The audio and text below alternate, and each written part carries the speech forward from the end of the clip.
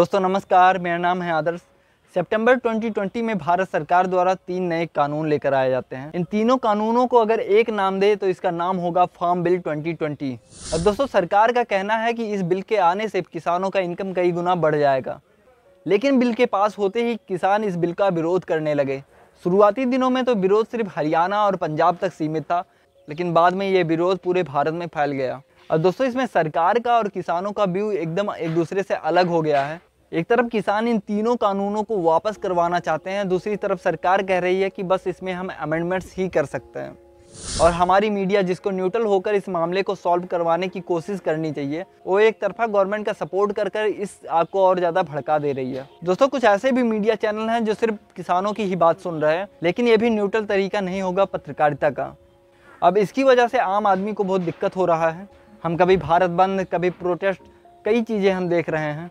Protest तक तो सब कुछ सही था, लेकिन धीरे धीरे ये बात वायलेंस तक पहुंच गई। लखीमपुर की घटना ने पूरे भारत को हिला दिया, जिसमें उत्तर प्रदेश के तत्कालीन गृह मंत्री के लड़के आशीष मिश्रा द्वारा किसानों पर गाड़ी चढ़ाने का आरोप लगाया गया।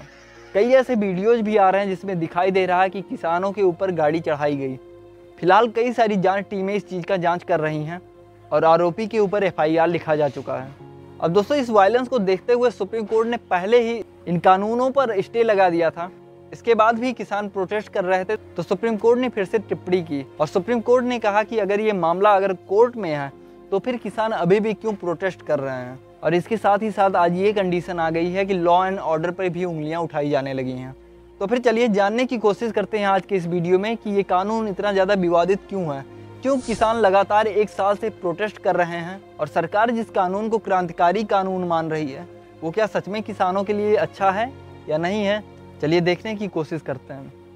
दोस्तों पहला बिल है the farmers empowerment and protection agreement on price assurance and farm services. अब दोस्तों इस बिल के नाम से ही जान सकते हैं कि किसानों को प्रोटेक्ट और साथ ही साथ एम्पावर करने की बात की जा रही है। और शॉर्टकट में अगर हम समझने की कोशिश करें तो इसका मतलब है कॉन्ट्रैक्ट फार्मिंग। दोस्तों इस बिल के आने की वजह से डायरेक्ट बिजनेस ऑनर्स फार्मर्स से जाकर मिल सकते हैं और फार्मर्स और इन बिजनेस ऑनर्स के बीच में एक लीगल एग्रीमेंट होगा, बीच में कोई बिचौलिया नहीं होगा। और इसी वजह से सरकार कहती है कि किसानों की प्रॉफिट बढ़ जाएंगे, किसान अपने हिसाब से दाम तय कर पाएगा कॉर्पोरेट सेक्टर से। लेकिन दोस्तों अगर हम इस चीज़ को डायरेक्टली मान लें तो कहाँ तक सही होगा, क्योंकि ये एक तरफा सरकार की बात हो जाती है। वहीं किसानों का मानना है कि किसान इतने ज़्यादा पढ़े लिखे नहीं होते हैं कि इन लीगल एग्रीमेंट्स को अच्छे तरीके से समझ सकें। और दूसरी चीज़, अगर बिजनेस ऑनर्स किसी भी तरीके से चीट करने की कोशिश करेगा फार्मर के साथ, तो ज़रा सोचिए कि छोटे किसान किस हद तक लड़ पाएंगे उस बड़े बिजनेस ऑनर से। ऐसे केस में किसानों को डर है कि उनका नुकसान हो सकता है। दोस्तों दूसरा जो कंट्रोवर्शियल बिल है वो है the farming produce trade and commerce promotion and facilitation bill 2020।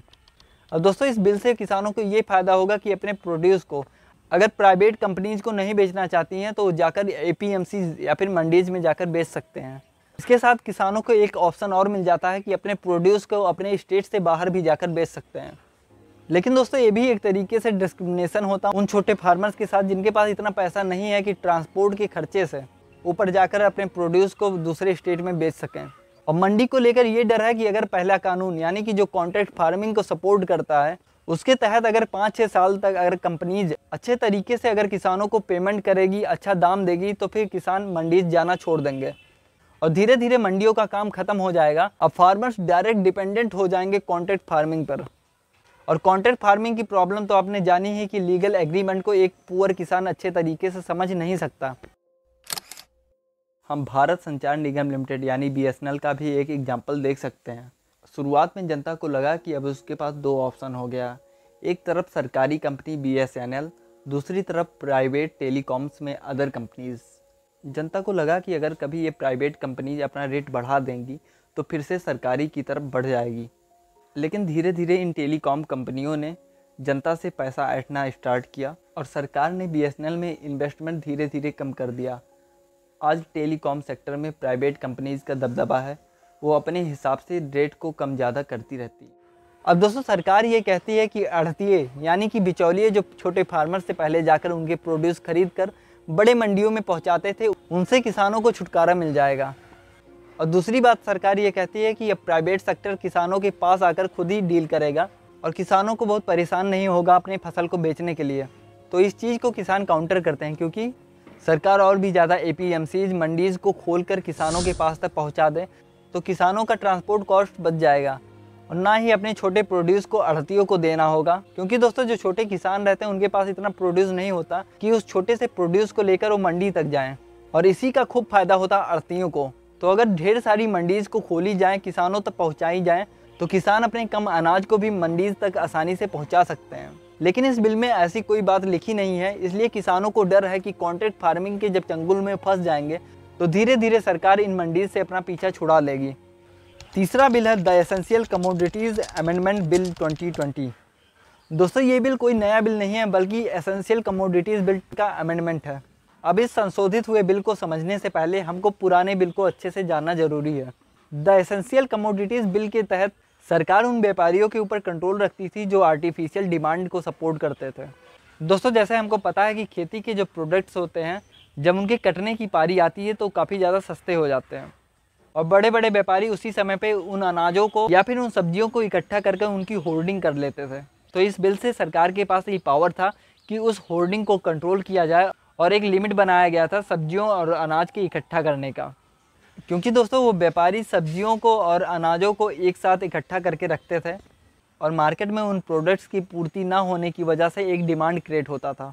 अब हमको इकोनॉमिक्स का बेसिक रूल तो पता ही है कि डिमांड अधिक और सप्लाई कम होने की वजह से प्राइस राइज होता है, और इसका खूब ज़्यादा फायदा मिलता था व्यापारियों को।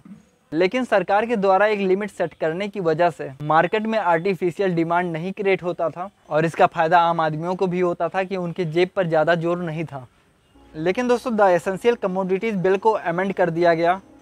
अब कोई भी व्यापारी या कोई भी किसान अपने प्रोडक्ट को चाहे जितनी भी मात्रा में इकट्ठा करके रख सकता है। सरकार इन प्रोडक्ट के सप्लाई और प्राइस पे बिल्कुल भी रेगुलेशन नहीं करेगी। यानी कि दोस्तों जो प्रॉब्लम पहले थी वो प्रॉब्लम फिर से होगी। किसी भी एसेंशियल प्रोडक्ट का दाम कभी भी ज़्यादा हो सकता है, और इसकी वजह से आम आदमी को बहुत ज़्यादा दिक्कत होगा। और सरकार इन एसेंशियल प्रोडक्ट्स की प्राइस पर तभी कंट्रोल करेगी जब फेमाइन या वार जैसी सिचुएशन क्रिएट होगा। इन आइटम को दो पार्ट में डिवाइड किया गया है, पेरिसेबल और नॉन पेरिसेबल आइटम में। दोस्तों नॉन पेरिसेबल आइटम्स में आ जाती हैं दाल, चावल, ऑयल्स और भी तरह की ऐसी चीज़ें जो जल्दी ख़राब नहीं होती। कंपनी या फार्मर अगर ऐसे प्रोडक्ट्स का दाम 50% से अधिक बढ़ाएगी तभी गवर्नमेंट इनके प्राइस को रेगुलेट कर पाएगी। एक एग्जांपल के लिए हम देखते हैं मस्टर्ड ऑयल का।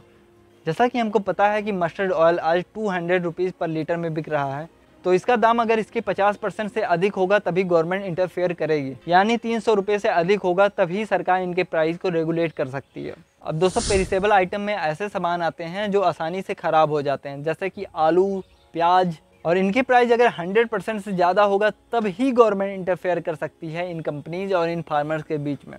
एक एग्जांपल हम ले सकते हैं कि अगर मानिए कि प्याज आज 100 रुपये किलो है और इसका दाम जब तक 200 रुपये नहीं होगा तब तक गवर्नमेंट इंटरफेयर नहीं कर सकती है।